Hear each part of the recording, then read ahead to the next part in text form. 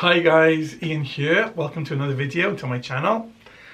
I was just looking through my videos and I realized that I hadn't finished my series on the God names, archangels and order of angels on the Kabbalistic Tree of Life, and I'd forgotten that I hadn't finished.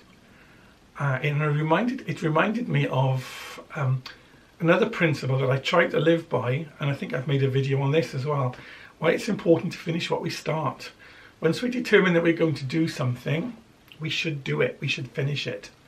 Unless we determine as a conscious act of will that that would not be the right thing to do. We should not allow our intentions to come to nothing just because they fizzle out.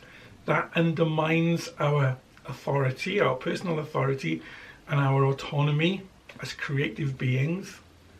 So, yes, we should finish what we start. It is good for us to do that. So, let's carry on. So we've got HOD, Yesod and Malkut before I finish this little cycle. And today is HOD, excuse me, bit of a frog. Okay, so let's look at HOD then, and we'll do a little recap so that we kind of in the right ballpark, set the scene.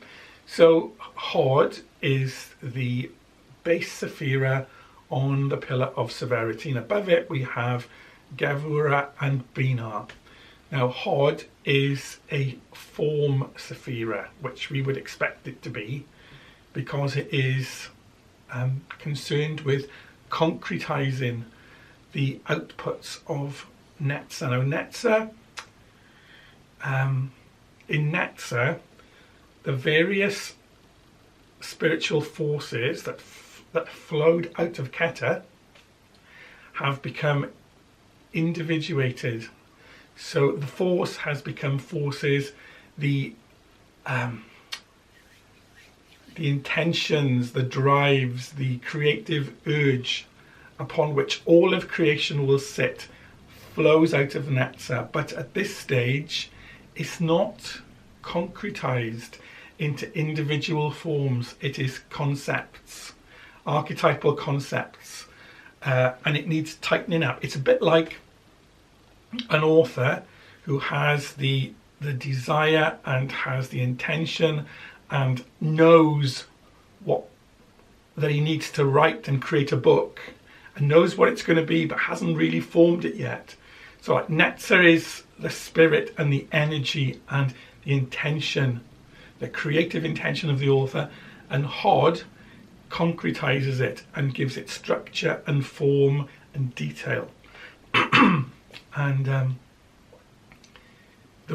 it is the work of HOD in this finalizing this detailed work of what creation will contain and how it will be, that is passed on to Yesod, where those creation plans, for want of a better concept, are constructed in the astral light, and once they have their astral templates, then creation in 3D physical matter can occur. So HOD then. So yeah, the last stage, almost the last technical stage. It's like the plans are in, they're in HOD, they're ready to be executed on the printing and binding press of Yesod, ready to produce the finished book, which is Malkut. So what will we see when we look at the names, the God names, archangels and order of angels? Well, the God name associated with HOD is Jehovah Tseva'oth, which translated is Lord of Hosts. Now, what does this tell us?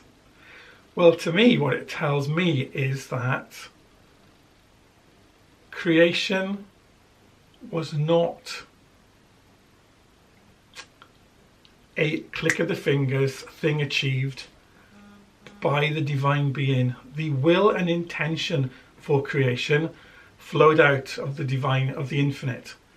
the spark to create came forth from the Ein Sof through the manifestation of Keter, but the building of creation was not done by the Ein Sof. That was done by the spiritual hierarchy. So we see that this does fit with Jehovah Tseva'oth, Lord of Hosts, or Lord of the armies of the spiritual beings. It's a bit like the architect does not build the house. The architect supplies the concept and the plans, and then he passes it on, or she passes it on to the craftsmen and the builders to build the finished article. And so it is with creation. The divine being did not just, and there it all is. So yeah, that fits for me, Jehovah Tseva'oth. And the Archangel is Michael, or Michael.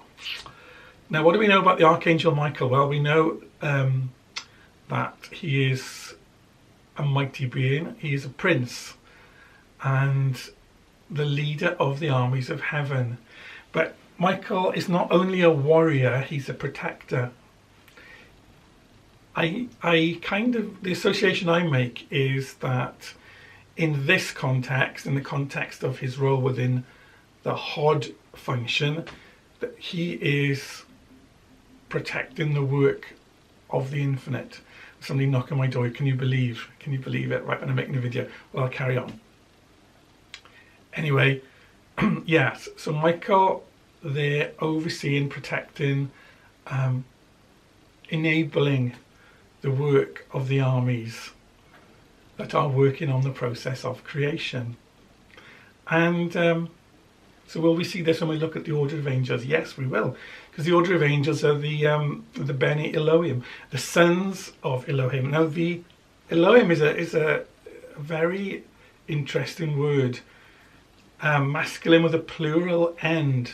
And I think, as we mentioned in one of the other videos, Elohim can either be interpreted as a single God manifest in a multiplicity of its attributes, or as gods.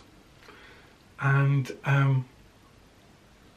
in this instance, I think we are talking about the builders of creation, the Elohim who started the process of building the physical worlds. Now, what's interesting here is that Rudolf Steiner, in his work on anthroposophy, he posits that in Genesis, where it says, in the beginning, God created the heavens and the earth, the word used there is Elohim. So, in the beginning, the Elohim created the heavens and the earth. And once they had done that, it then goes on to say, and the earth was without form and void, and darkness moved over the face of the waters. So we see the Elohim is bringing the first order to the creative process, separating the physical world from the elemental matter of creation. Now, once that has happened, by the way, the Elohim, according to the anthroposophical classification, the Elohim are thrones. In the spiritual hierarchy, they are the thrones. So once the thrones have done their work of bringing order to the primal matter, then the lower hierarchies of angels and spiritual beings became involved in the creative process. So that might sound all a bit confused, but what it shows me is that in this classification of the order of angels, we see the work of many spiritual beings in the creation process, not God creating the heavens and the earth just by an act of will and there it is. So yes, I hope that made some sort of sense. What I would say for those of you who are at all interested, and it's not strictly, well, it isn't Kabbalah, but it's something worth looking at, is Rudolf Steiner in 1910 gave a set of lectures called, entitled Genesis, the Secrets of Creation, and that is an amazing exposition of the opening verses of Genesis and what they actually mean, which isn't at all what we would think they mean just by the first reading of them. Well worth a read if you're so inclined. Anyway, thank you for listening, and I'll see you guys soon with Yes HOD. Okay, bye for now.